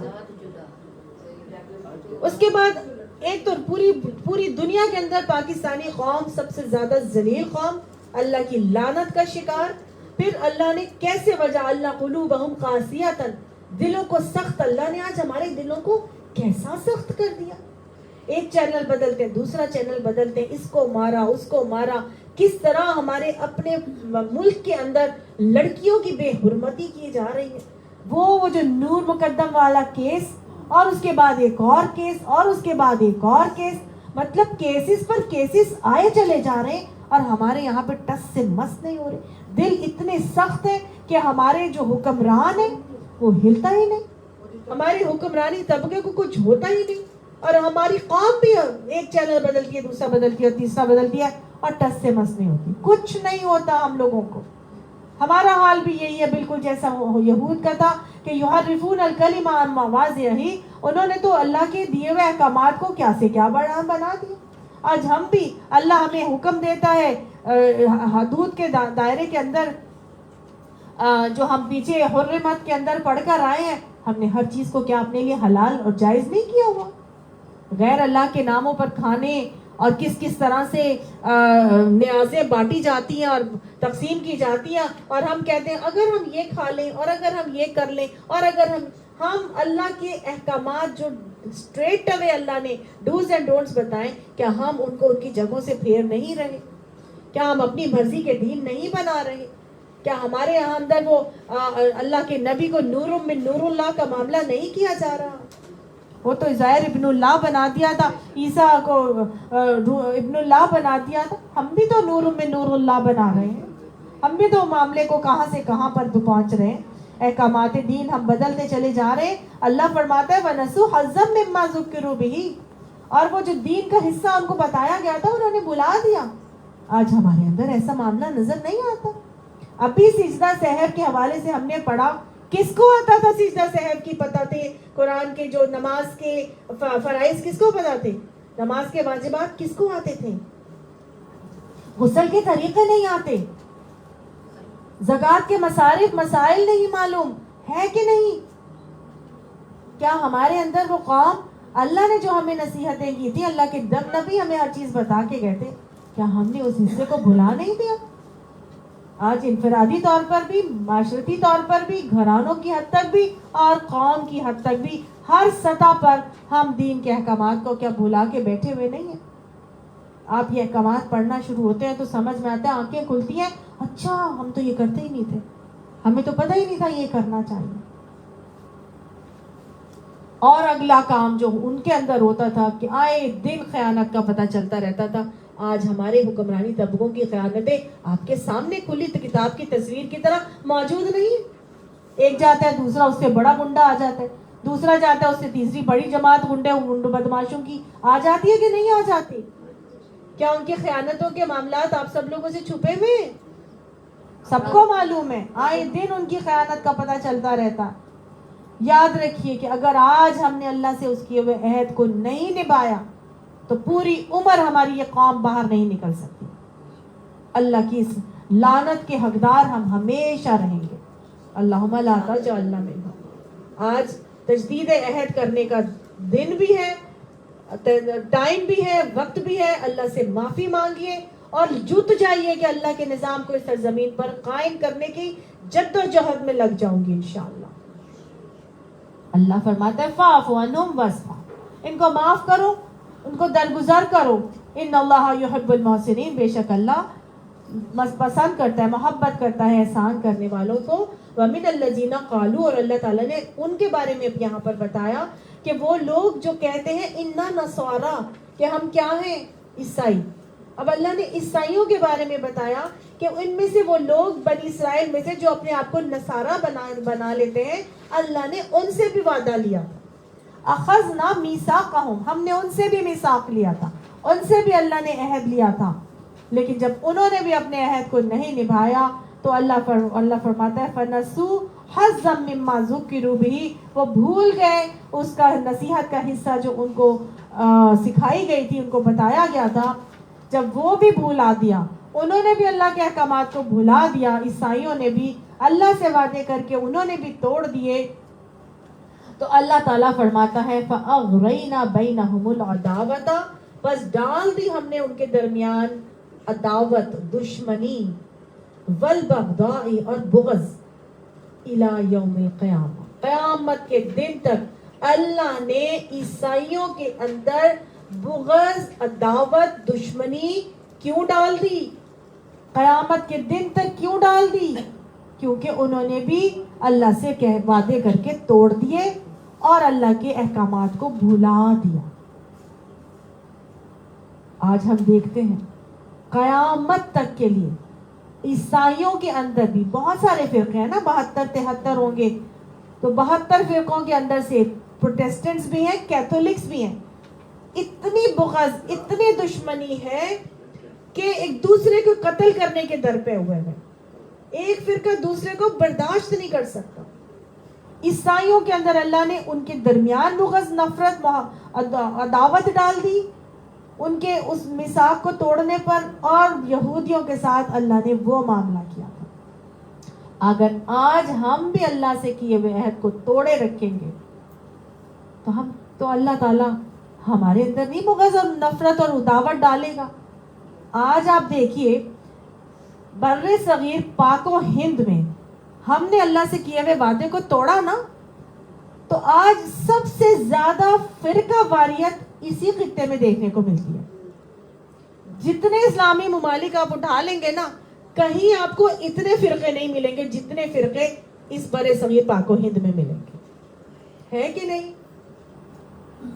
اتنا فرقہ واریت، اتنا بغض، اتنا عداوت یہ اسی خطے کے اندر پائی جاتی ہے. یہ اللہ کے عذاب کی ایک شکل ہے جو ہمارے اندر اوپر مسلط ہے.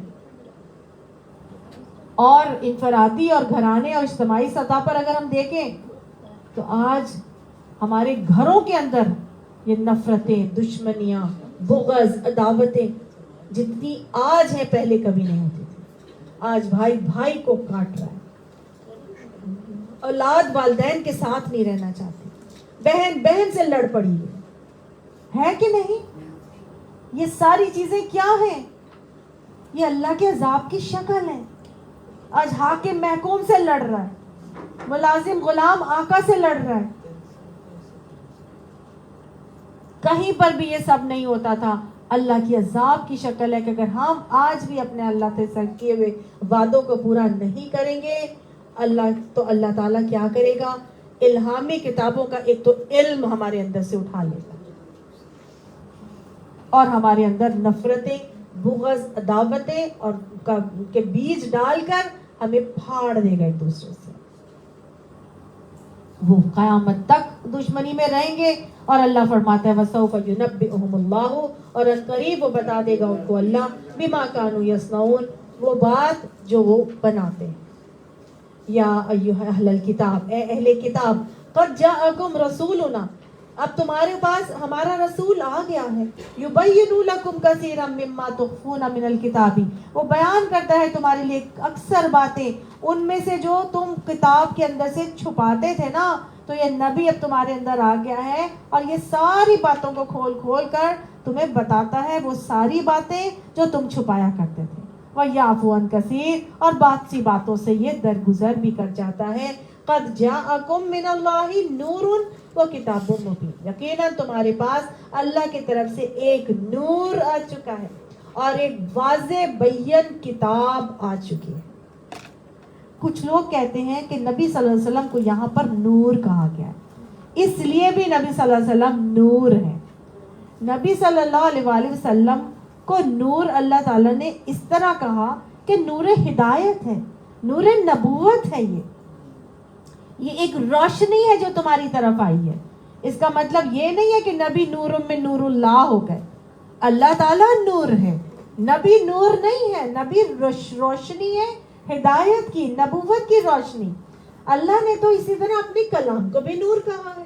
قرآن پاک کو، انجیل کو، تورات کو اللہ نے نور کہا ہے.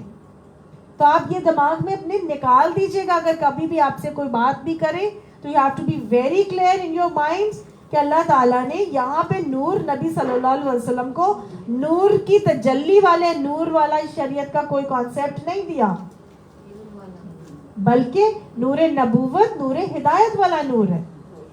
کیسے پتہ چل رہا ہے؟ کیونکہ آگے کتابیں مبین بتائی جا رہی ہے کہ ایک واضح بیان کتاب، جس کو اللہ تعالیٰ قرآن پاک میں دوسری جگہ فرماتے ہیں وَأَنزَلْنَا عَلَيْكُمْ نُورًا مُبِينًا، کہ تمہاری طرف ہم نے کیا نازل کیا ہے؟ واضح بیان نور نبی صلی اللہ علیہ وسلم کو عطا کیا ہے. اِنَّا أَنزَلْنَا التَّوْرَاةَ فِيهَا هُدًى وَنُورًا، بے شک ہم نے تمہاری طرف تورات اتاری ہے جس کے اندر ہدایت بھی ہے اور نور بھی ہے. ٹھیک ہے؟ اسی طرح انجیل کو اللہ نے فرمایا آتیناہل انجیلا فیہی ہدی و نورا، ہم نے انجیل اتاری جس میں ہدایت بھی ہے اور نور بھی ہے، یعنی نور ہدایت ہے.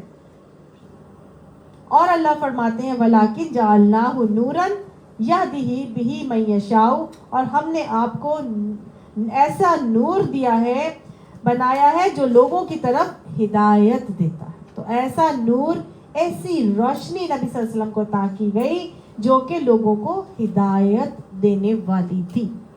سمجھ آ گئی؟ اللہ کے نور کی تجلی نہیں تھے نعوذ باللہ نبی کریم صلی اللہ علیہ وسلم. تو اس چیز کو آپ کے دماغوں میں کلیئر ہو جانا چاہیے. اور اللہ نے فرمایا یہ نور ہدایت، نور نبوت، اور یہ قرآن کی شکل میں تمہارے پاس ایک کتاب مبین آ چکی ہے. یہدی بہ اللہ من اتبع رضوانہ، یہ کتاب ہدایت، یعنی یہ ہدایت دیتا ہے اس کتاب سے اللہ کس کو؟ من اتبع رضوانہ، اس شخص کو اس کتاب سے ہدایت ملتی ہے، اس نبی سے ہدایت ملتی ہے.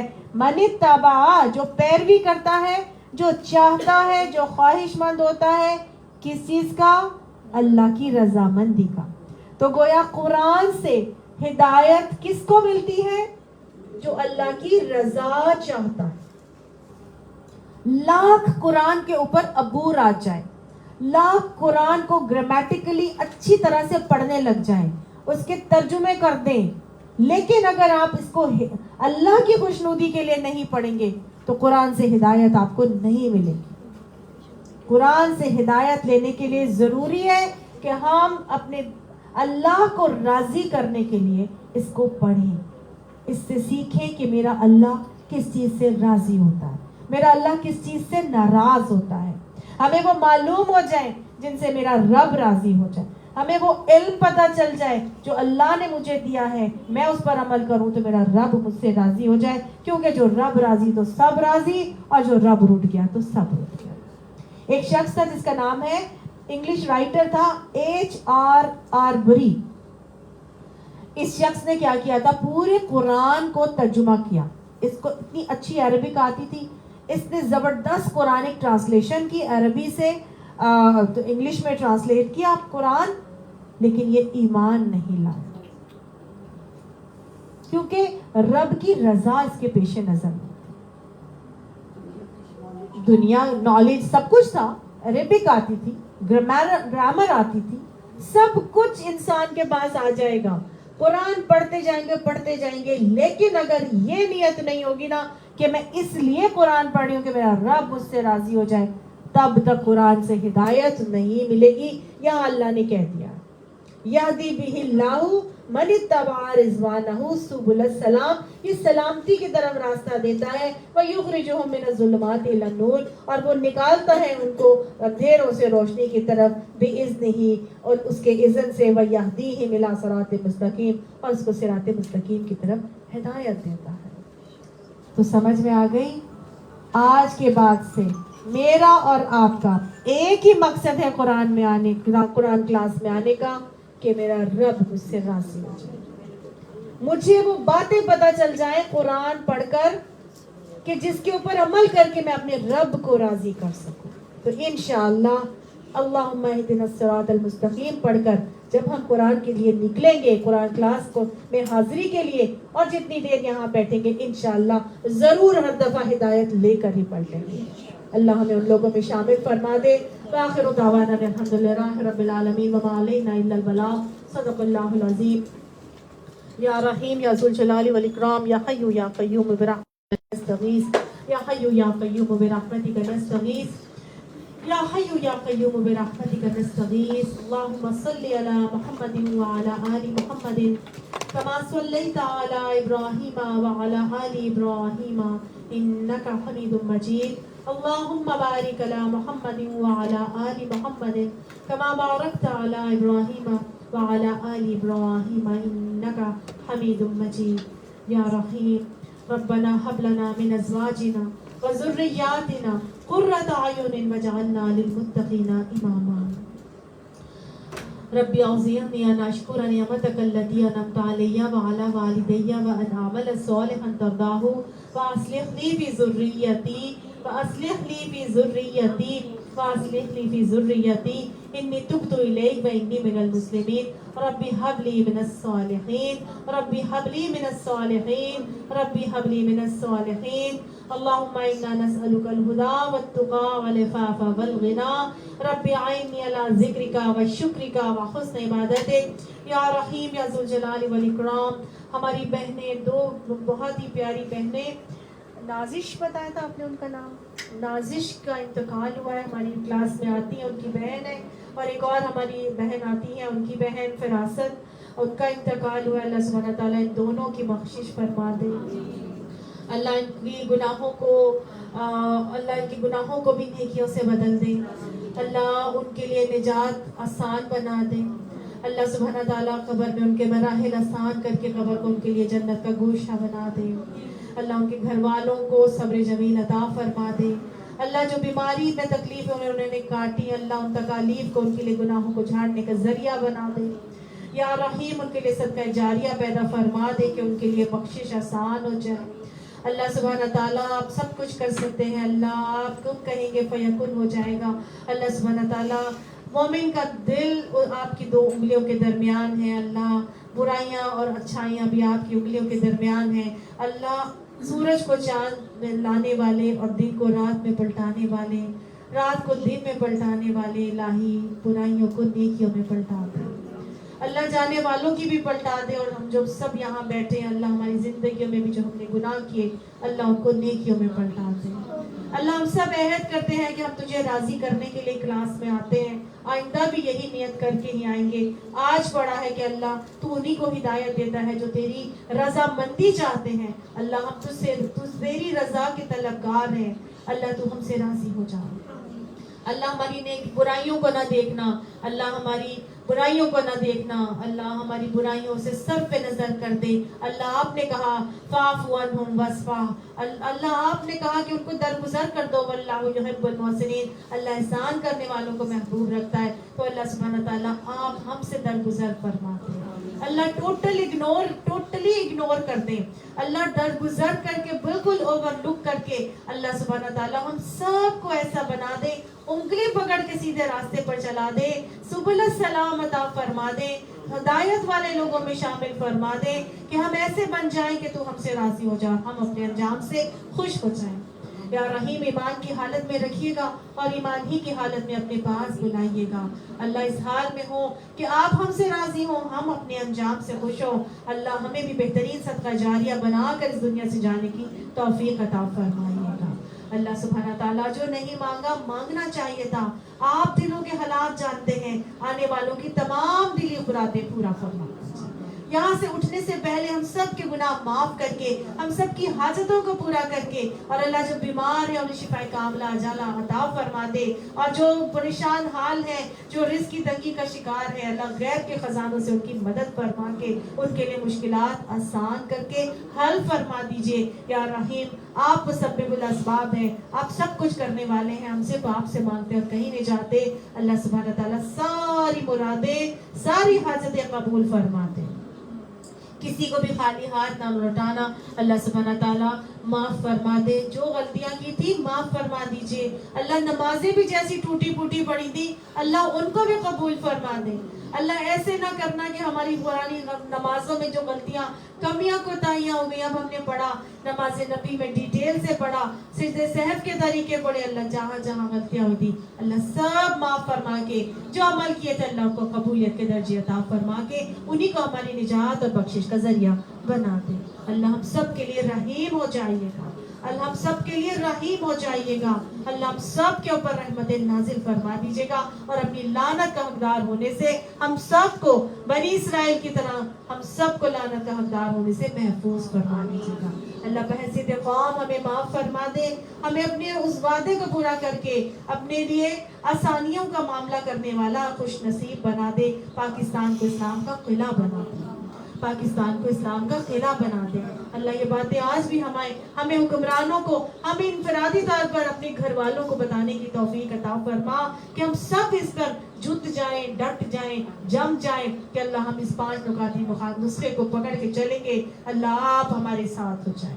اللہ آپ ہمارے ملک کے ساتھ ہو جائیں, اللہ آپ مسلمانوں کے ساتھ ہو جائیں, اللہ فلسطین کے مسلمانوں کے ساتھ, غزہ کے مسلمانوں کے ساتھ, اللہ جہاں جہاں مسلمان کٹ رہے پس رہے, اللہ آپ سب کے ساتھ ہو جائیں. یہ نسخے اللہ آپ ان تک بھی پہنچا دیں, اللہ ان آوازوں کو وہاں تک پہنچا دیں, ان کو بھی اپنی اصلاح کی توفیق عطا فرما. ربنا تقبل منا انک انت السمیع العلیم وتب علینا انک انت التواب الرحیم. اللہ جو بچیاں رشتوں سے بیٹھی ہیں, جو بچے رشتوں سے بیٹھے ہیں, اللہ گھر بیٹھے ہی نیک صالح رشتے ملا کے اللہ ان کے گھر بسا دے. جن کے گھر بسے ہوئے ہیں ان کو گھروں میں شاد اور آباد اور خوشحالی عطا فرما, اور ان کو بہترین اولاد نرینہ عطا فرما دے.